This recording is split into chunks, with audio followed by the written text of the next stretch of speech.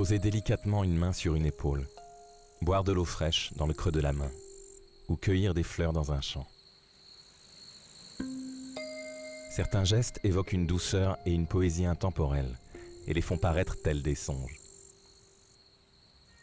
Suis-je au présent ou serais-je en train de contempler l'image bucolique d'un passé révolu?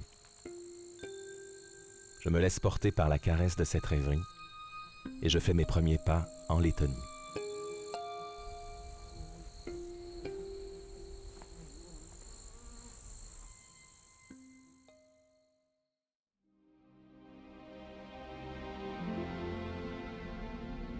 La Latgalie est une région balte très ancienne à l'est de la Lettonie, partageant une frontière avec la Russie.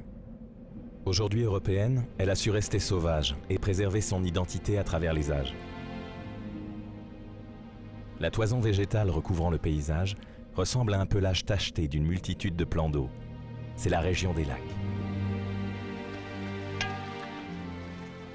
Accrochés à la lisière des forêts, certains habitants semblent vivre une existence ancestrale, acceptant volontiers la pénibilité d'une vie au plus près de la nature.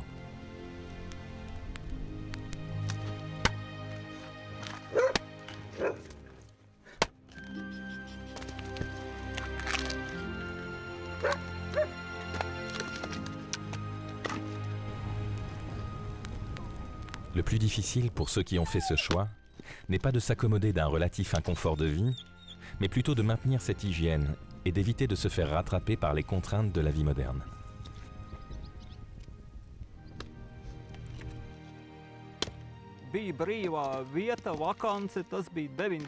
Au début des années 90, il y avait un poste vacant de garde forestier.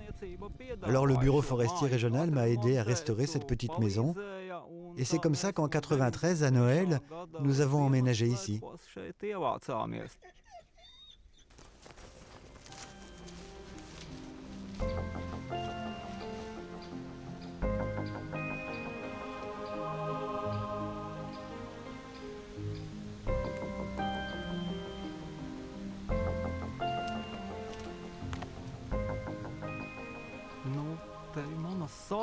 Ici, dans la Latgalie, j'ai mes racines.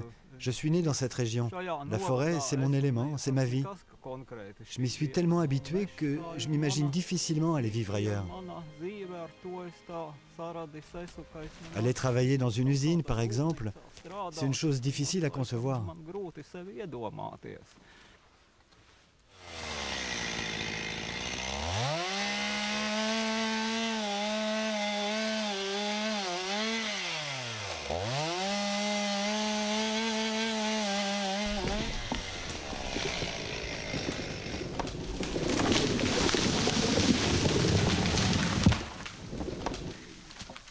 Pour moi, c'est comme une évidence. Je suis constitué comme ça.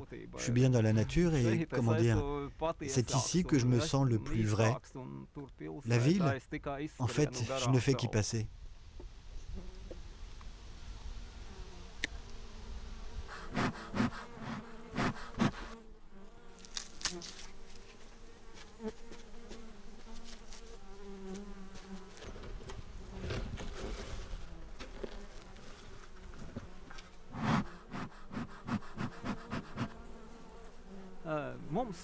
Nous avons des abeilles depuis 5 ans maintenant. C'est pas si vieux que ça en fait. Ce petit insecte m'est assez familier parce que mon oncle en avait lui aussi.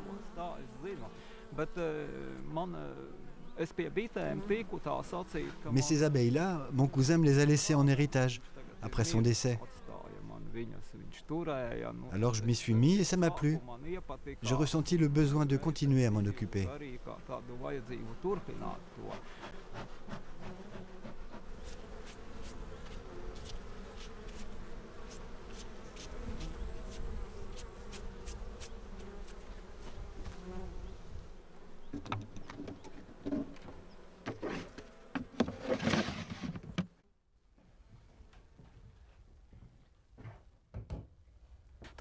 En ce qui nous concerne, ça fait maintenant pas mal d'années que nous vivons à cet endroit et franchement, on espère vraiment y passer le restant de notre vie.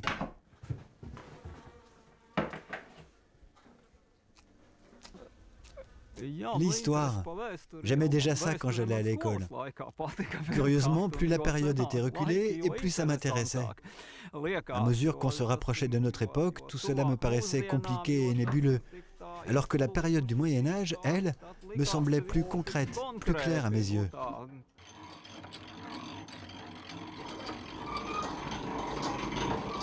Lors de mes différents voyages, j'ai souvent constaté que les anciennes générations avaient valeur d'exemple. Mais rares sont les populations qui, comme ici, vont chercher un modèle de vie aussi profondément dans leur passé.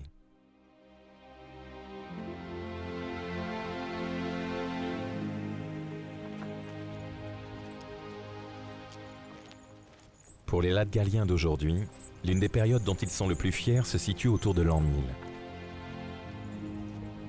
Cette époque moyenâgeuse fascine pour son mode de vie et son système de valeurs organisé autour de la nature. Ainsi, nombre d'habitants de la région sont littéralement tombés en amour pour cette période. Devenant de véritables experts et allant jusqu'à fabriquer leurs propres vêtements, chaussures, épées ou bijoux, en respectant fidèlement le moindre détail. Regroupés en confréries, ils organisent régulièrement des expéditions en forêt afin de revivre les sensations d'alors. C'est ainsi qu'un beau matin, portant armes et bagages, je vis un petit groupe d'hommes et de femmes quitter leur château de bois pour s'enfoncer dans la forêt. Commençait alors pour eux un long voyage qui les mènera dans leur propre histoire.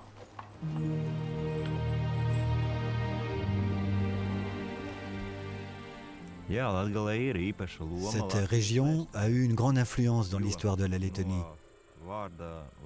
La plus grande partie du territoire de la Lettonie actuelle a été habitée par les anciens Latgaliens.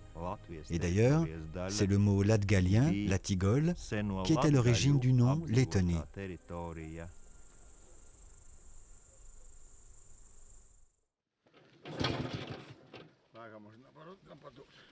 Sur un territoire presque constitué d'autant de terre que d'eau, les paysans que l'on rencontre sont souvent chasseurs ou pêcheurs, voire les deux à la fois.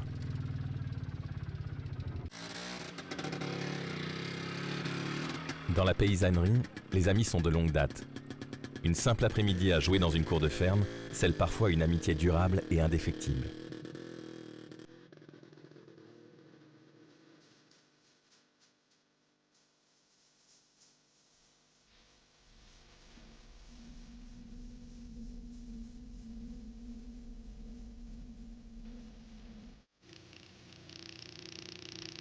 Depuis des années, et quelle que soit la météo, ces deux voisins devenus amis partagent la même barque et sillonnent les lacs des alentours. Dans un quotidien qui n'est jamais banal, ils relèvent inlassablement les filets, comme d'autres vont au marché.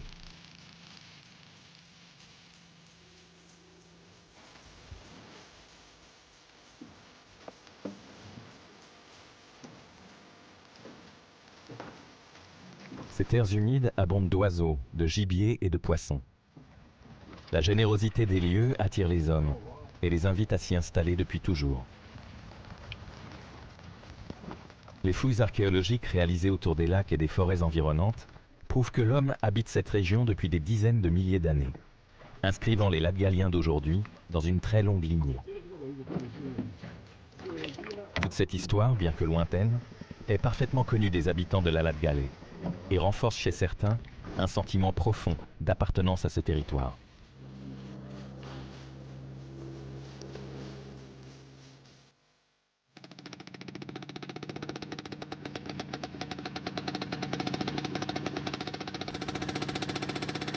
La pêche à peine terminée, c'est l'heure du fumage. Une technique traditionnelle encore pratiquée par certains pour conserver le poisson et lui donner un goût unique.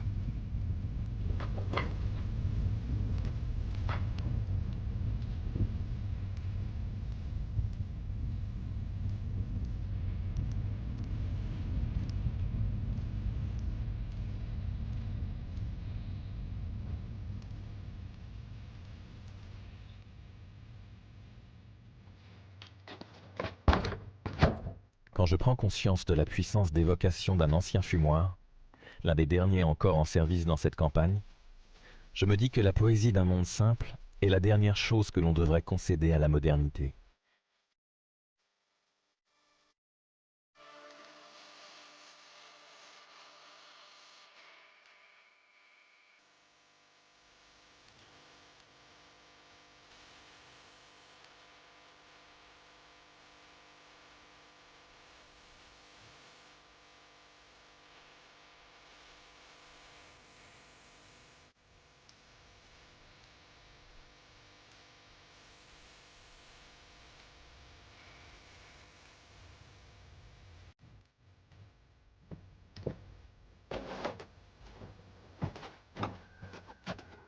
Il est toujours troublant d'être à la lisière d'un changement, au moment exact où une pratique vieille de plusieurs siècles cède sa place à une autre, plus moderne, plus rapide, plus rentable.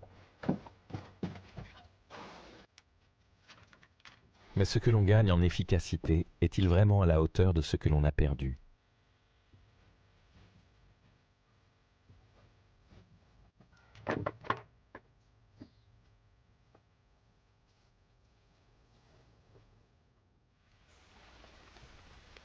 En traversant ces forêts, ces Latgaliens font un retour dans l'histoire et marchent sur les traces de leurs ancêtres.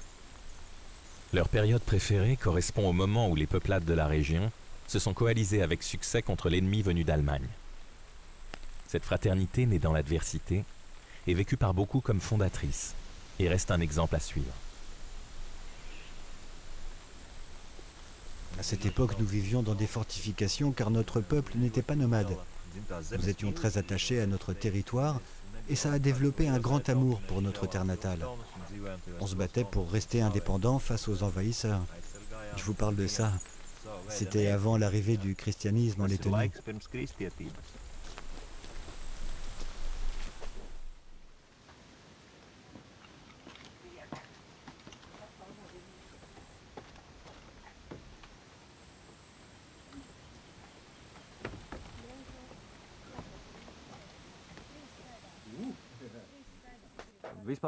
Pour ma part, je suis né à Riga, mais toutes mes racines, mes parents, tous sont en Latgalais. Mon père n'est pas loin d'ici non plus. Il est de Jauna-Glona.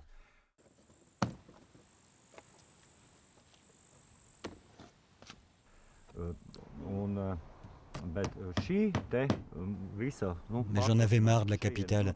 Même si je gagnais bien ma vie à Riga, l'idée de vivoter dans des appartements de location, ça ne me convenait plus.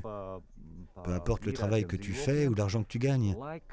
Travailler pour quelqu'un, c'est pas pour moi.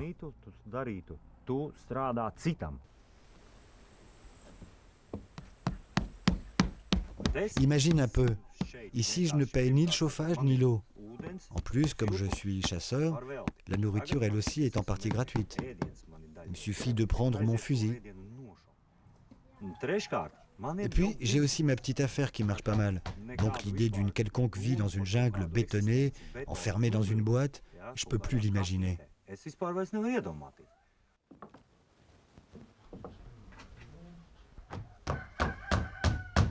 Et puis toutes les histoires qu'on raconte comme quoi il n'y aurait pas de travail à la campagne, que c'est une région déprimante, c'est des conneries. Il y a du travail. Il faut le créer et le faire.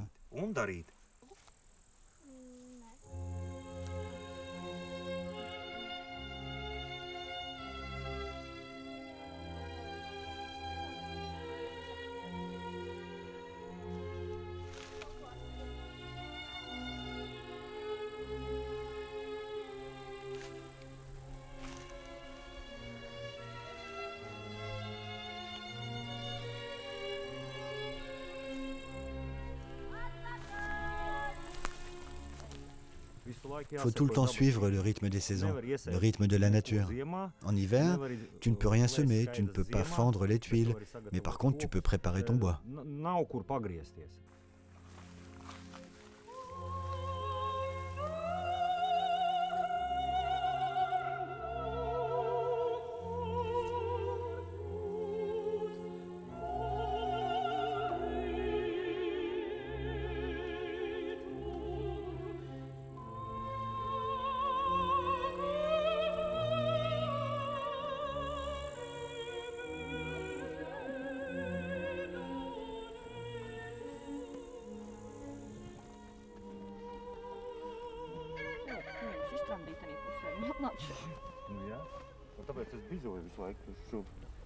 On ne doit pas faire comme si ce rythme n'existait pas. Il faut respecter ça.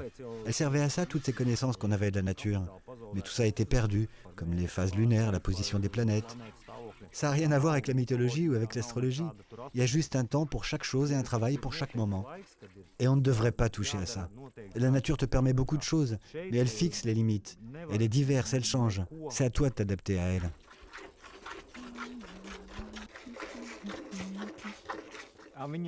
Ce qu'il faut comprendre, c'est que la nature, la forêt, tout ça, c'est une vraie richesse. C'est de l'argent. Tu te baisses et tu n'as qu'à le ramasser. Tout ce que tu fais ici, à la campagne, dans ton exploitation, c'est à toi, à 100%.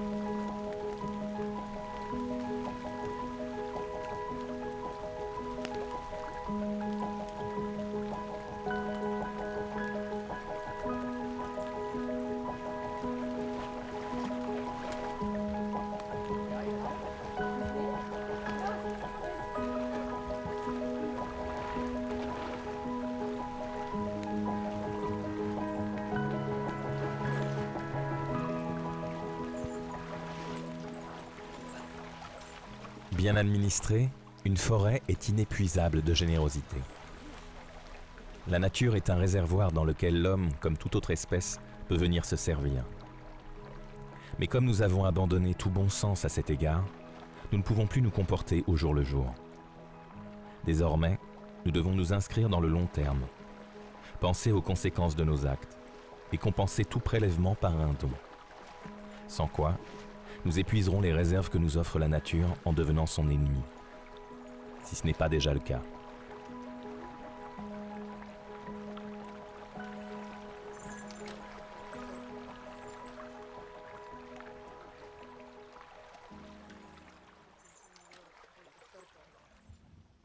À sillonner les routes de campagne, j'ai constaté que presque plus aucun toit n'était construit en bois de nos jours.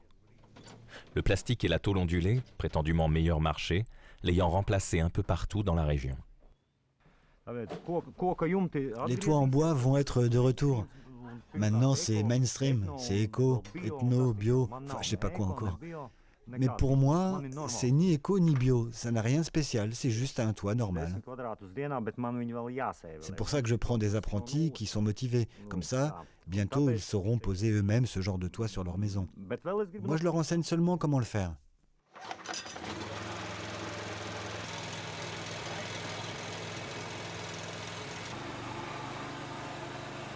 Tout le savoir-faire a été perdu, ça a sauté une génération. Entre le grand-père qui avait la connaissance et son petit-fils de 9 ans, il manque un lien. Le savoir-faire n'a pas été transmis. Alors maintenant, le gamin, ça l'intéresse plus, il préfère s'amuser. C'est simple, aucun ordinateur ne va vous faire un toit pareil, ni même un robot. Il n'y a que moi, avec mes mains. Mais seulement si j'ai les connaissances pour. Je ne les aurais pas si mon maître ne me les avait pas transmises.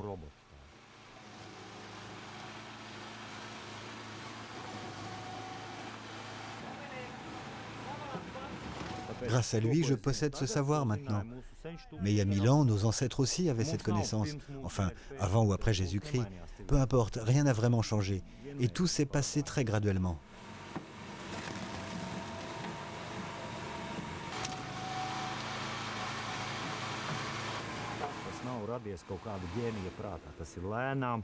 Ça n'est pas sorti comme ça d'un coup du cerveau d'un génie. Non, c'est un système qui s'est perfectionné année après année, et il y a 300 ans, tout était déjà au point. On n'a rien inventé de plus.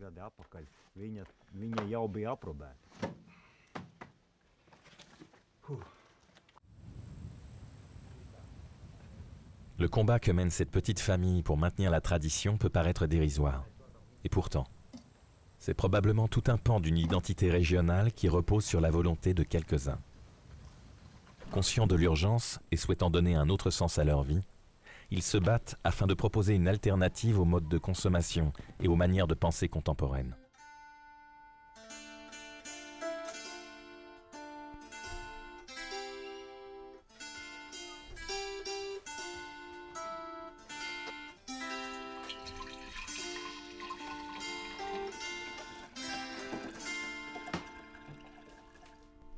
Prendre un instrument, chanter quelques couplets à la fin d'un repas ou lors d'une pause dans la journée est une pratique courante dans les maisons.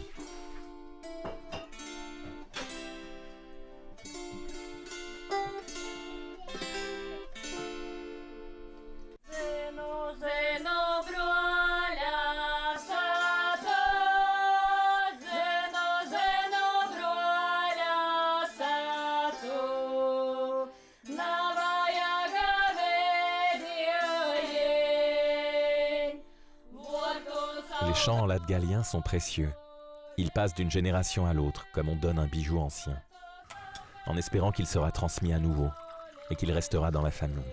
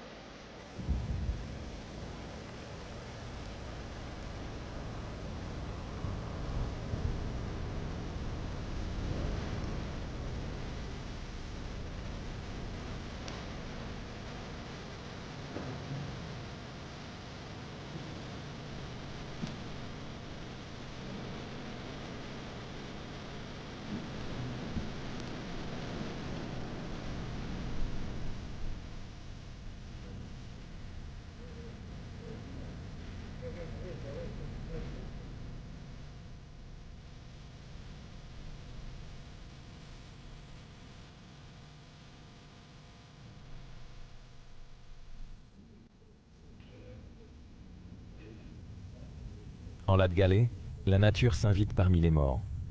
Ou alors c'est l'inverse, tant les cimetières s'intègrent parfaitement à la végétation des clairières. Il règne autour des tombes une atmosphère particulièrement douce, faite de prières, de caresses sur le marbre ou d'arrachage de quelques mauvaises herbes. Les bancs installés face aux sépultures témoignent des instants que les vivants aiment accorder à leurs morts. Ici, on vient pour y passer du temps et y croiser les voisins. Mais aujourd'hui, les tombes sont particulièrement fréquentées, car c'est jour de fête pour ses habitants principalement catholiques et orthodoxes.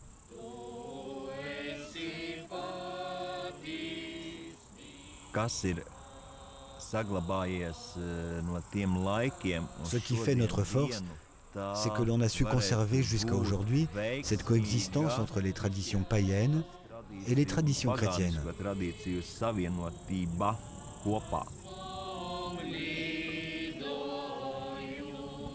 Nous célébrons aussi bien les fêtes des unes que des autres, que ce soit la Saint-Jean ou Noël, Pâques, la Saint-Martin, mais également les solstices. Et tout ça est lié à la nature, aux saisons, à l'automne ou au printemps, à l'été ou à l'hiver.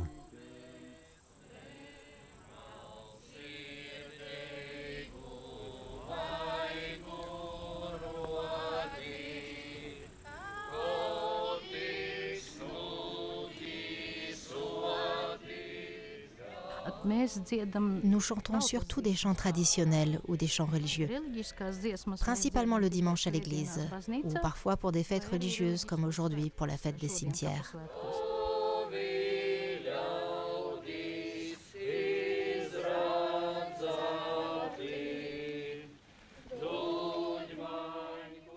Aussi loin que je me souvienne, nous avons toujours chanté en latgalais. Et personne n'a pu changer cela, pas même durant toutes les années de régime soviétique.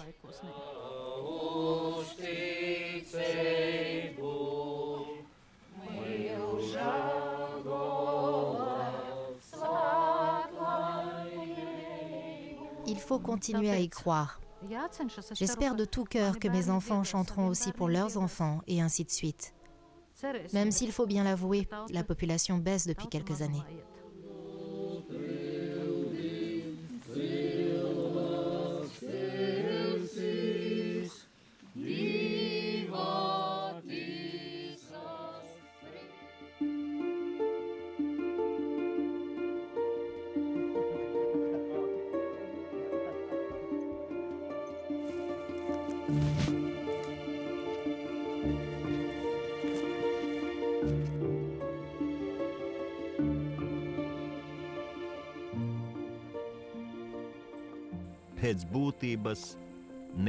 Pour l'essentiel, rien n'a vraiment changé depuis 900 ou 1000 ans.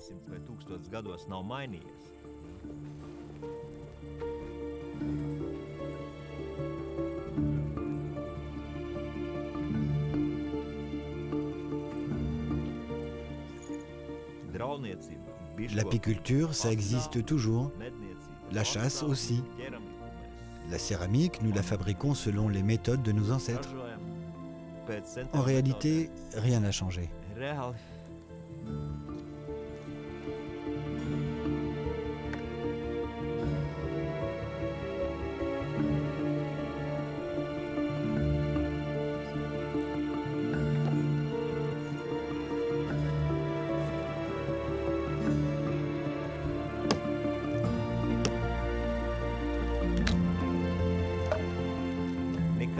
Tout bien réfléchi, c'est peut-être l'homme qui a changé, mais les traditions, elles, sont toujours les mêmes.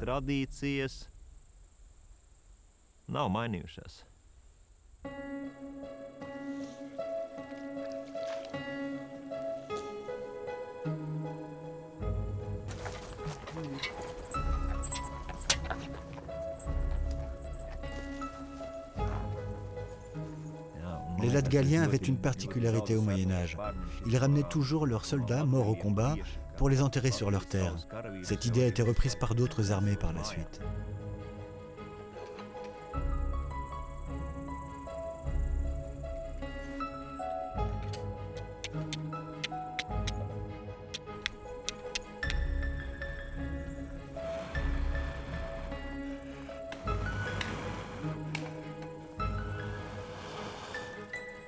Ce lien à la terre est une valeur vraiment importante.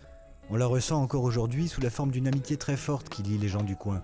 Ici, on n'abandonne jamais les siens. Vous voyez, chaque homme se doit d'être digne de son histoire. Il se doit de la magnifier et faire en sorte qu'elle ne soit pas oubliée.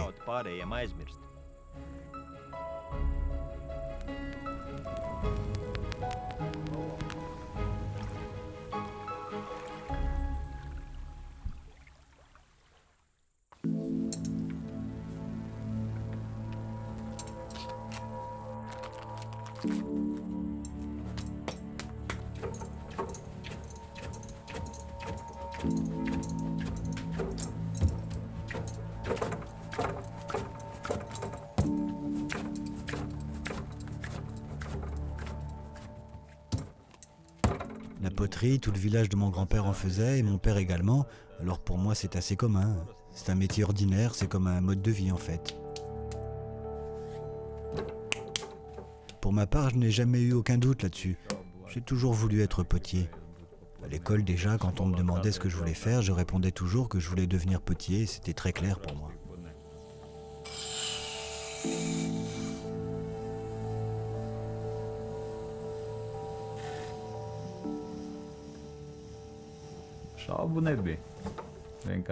Je n'attendais qu'une seule chose, c'était de pouvoir enfin me mettre au travail.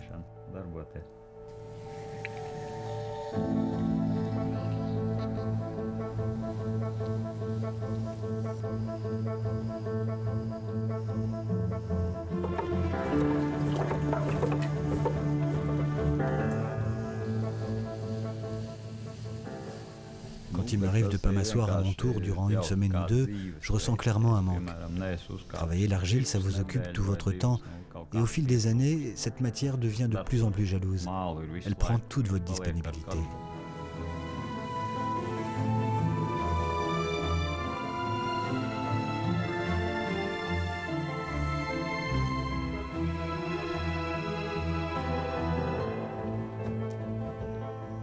Le matin, j'entre dans l'atelier et en regardant par la fenêtre, je me rends compte que c'est déjà le soir.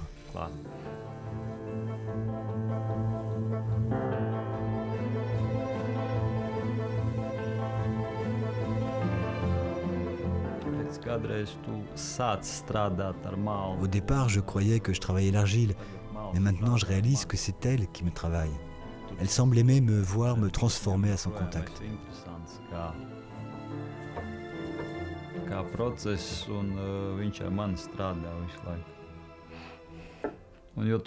Et plus je passe du temps avec l'argile, plus elle me souffle ce que je peux faire d'elle.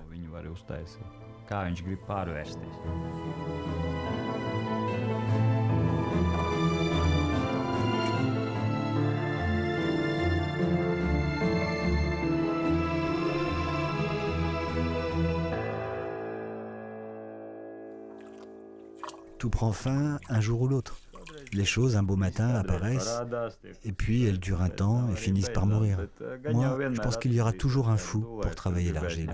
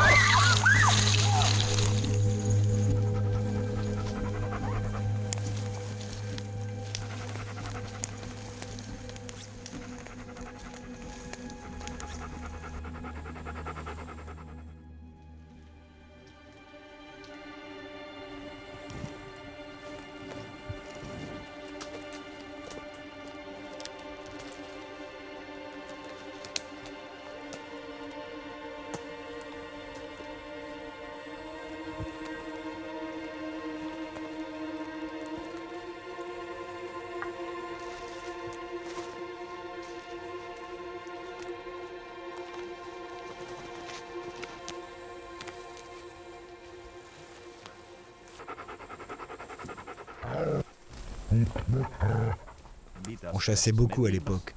Et il y avait l'apiculture pour le miel et la cire. La fourrure aussi. Les peaux de loup ou de castor avaient une grande valeur à l'époque. Nous avions coutume de les échanger contre du sel ou des métaux.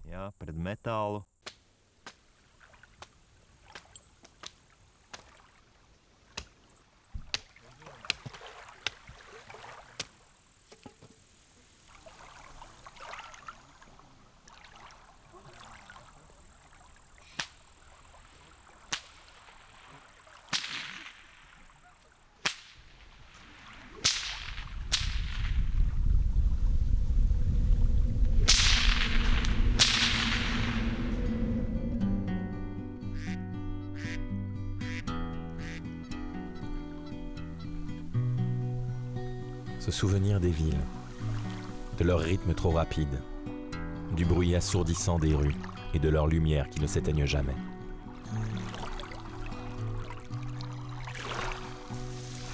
Et puis il y a la campagne, avec toutes ses odeurs, les bruissements que l'on entend dans le silence et les couleurs du ciel à l'horizon, dans un jour qui décline. Pour ceux qui ont fait le choix de se retirer, la nature leur offre un spectacle sans cesse renouvelé.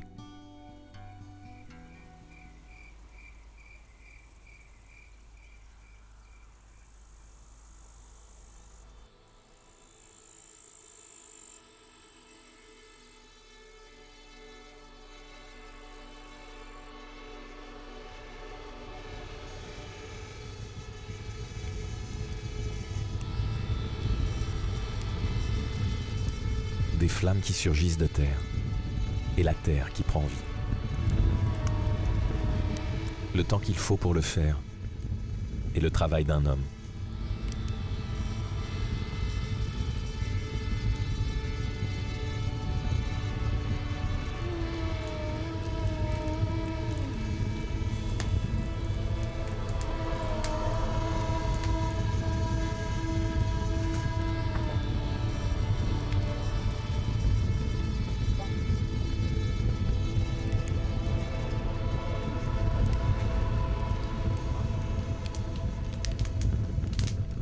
Comme le paysan interprète les nuages et les signes que lui envoie la nature pour gérer ses semailles et sa récolte, ce potier maîtrise la cuisson sans horloge ni thermomètre.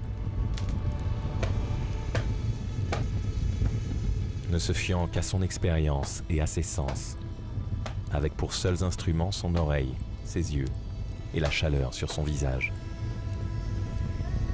L'heure est maintenant venue de transformer l'argile en terre noire.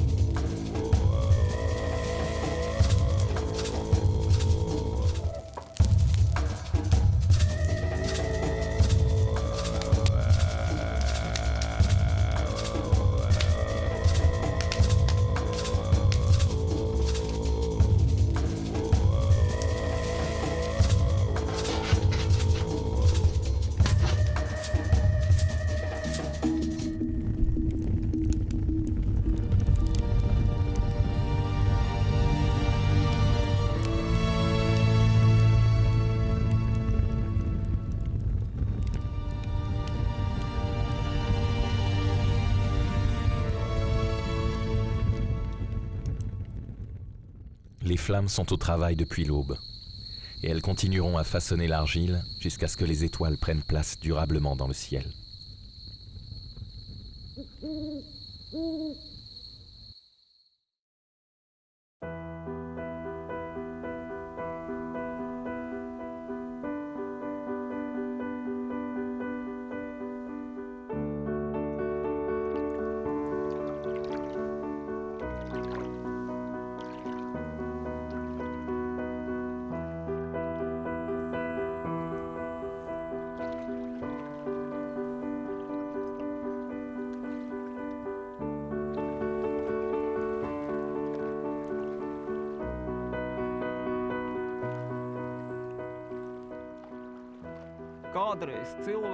Je trouve que les gens de l'époque vivaient d'une manière plus vraie, plus authentique que ceux d'aujourd'hui.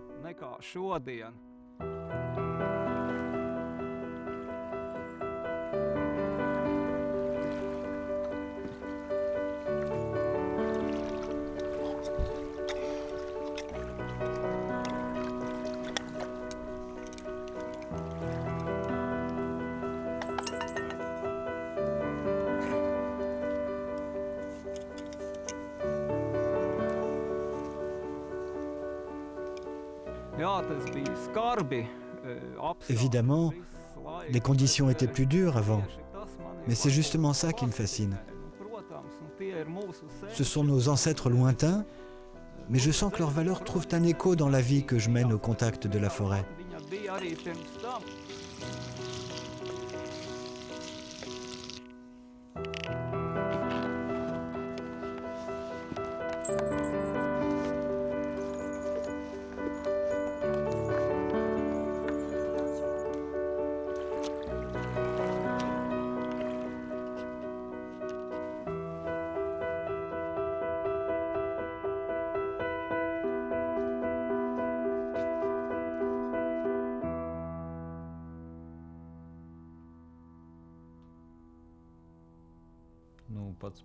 L'argile, quand on l'arrache à la terre, c'est quelque chose de brut, de sauvage. Je travaille avec les 5 éléments. Tout commence par un morceau de terre qu'on mélange à de l'eau. Ensuite, l'action de l'air la dessèche et le feu la transforme encore en une nouvelle matière où elle passe du rouge au noir. C'est pour tout ça que je trouve que mon métier a un côté sauvage.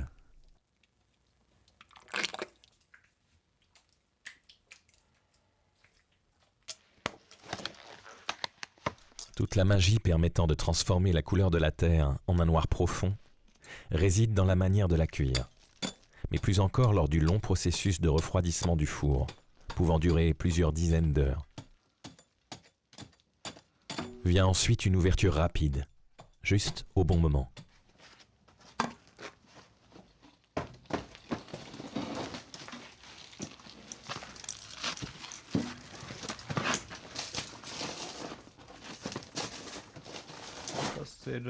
J'ai l'impression d'évoluer dans une sorte de cycle. Il y a toujours quelque chose qui se passe à tous les stades. Soit je suis autour, soit quelque chose sèche, quelque chose à polir ou à décorer. Puis à la cuisson, l'étape finale. Et le moment où l'on ouvre le four, qu'on sort les premières poteries, on regarde si tout va bien. Tout est si vivant, c'est un processus perpétuellement en mouvement qui ne s'arrête jamais.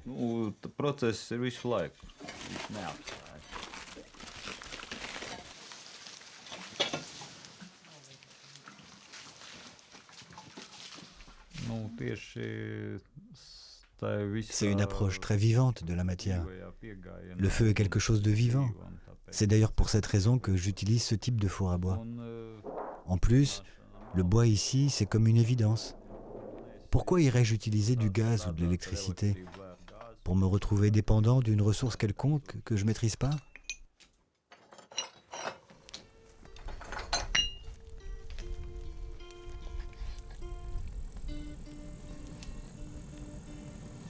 Les poteries noires ne sont pas seulement belles, elles sont aussi particulièrement résistantes. Au Moyen-Âge, elles étaient d'un usage courant à travers toute l'Europe. Au fil des siècles, la technique s'est progressivement perdue. Et il ne reste guère que quelques ateliers capables d'obtenir cette élégante patine naturelle.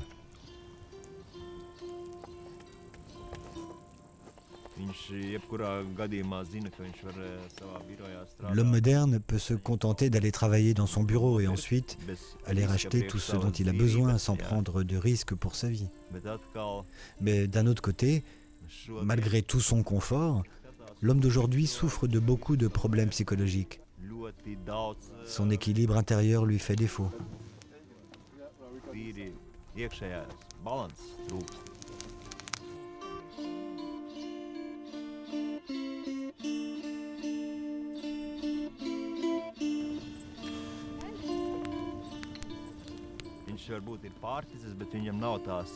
L'homme a peut-être maintenant tout ce qu'il lui faut pour vivre, à portée de main, mais il semble avoir perdu cette paix intérieure. Cette paix qui accompagnait le chasseur lorsqu'il partait en forêt, chasser le sanglier ou le chevreuil.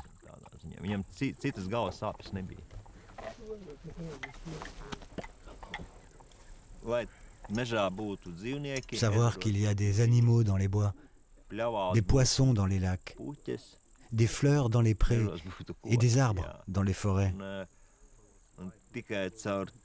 C'est grâce à tout ça qu'on peut trouver notre paix et notre beauté intérieure.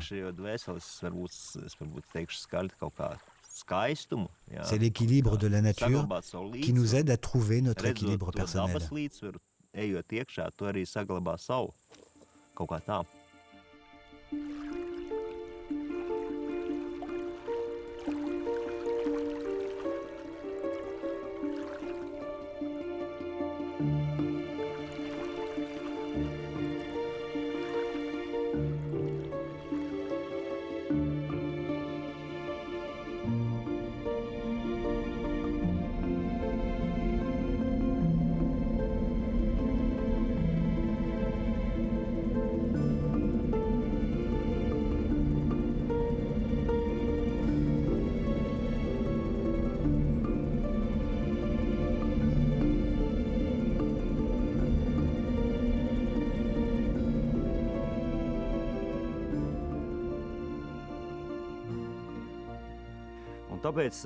Quand je vais en forêt pour couper un arbre et que j'en vois un vraiment beau, je ne pense pas à le prendre, parce que je sais qu'il a une bonne génétique et qu'il va donner de beaux rejetons.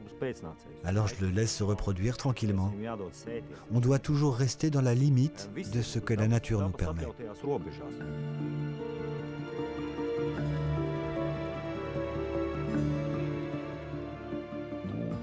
Sur cette planète, ce sont les arbres qui ont la durée de vie la plus longue. Ils ont plus d'expérience que nous. Ils nous transmettent une énergie et nous protègent en quelque sorte. Ici, on ne vit pas au milieu d'un désert. Les arbres sont partout autour de nous. Et je sens que la forêt monte la garde.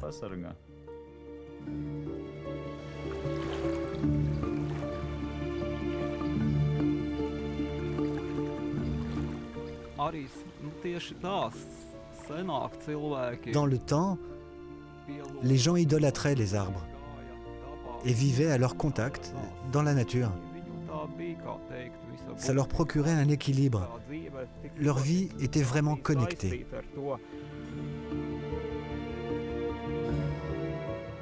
Certains parlent aux pierres, d'autres parlent aux arbres.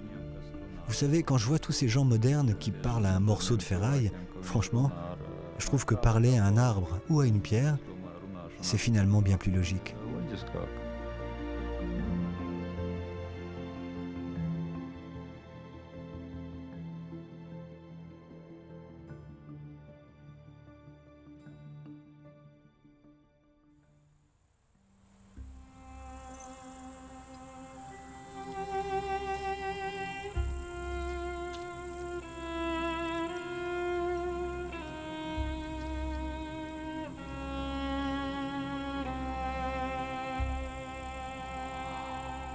Sentir le vent glisser sur les herbes, tourner les pages du temps et s'émerveiller de ce qui nous est offert.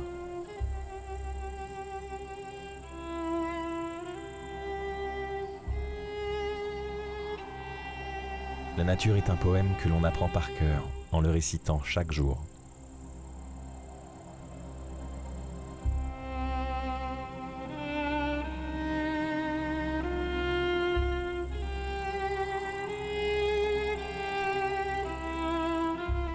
Le monde n'attend pas, et je suis pressé d'aller à sa rencontre.